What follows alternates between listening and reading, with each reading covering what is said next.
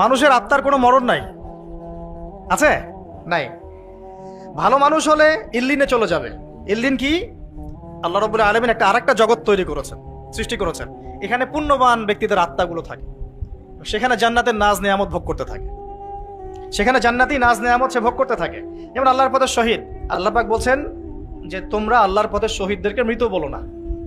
আমাদের চোখে মনে হয় তারা মারা গেছে, তোমরা আল্লাহর রাস্তায় শহীদদেরকে মৃত বলো না, তারা জীবিত।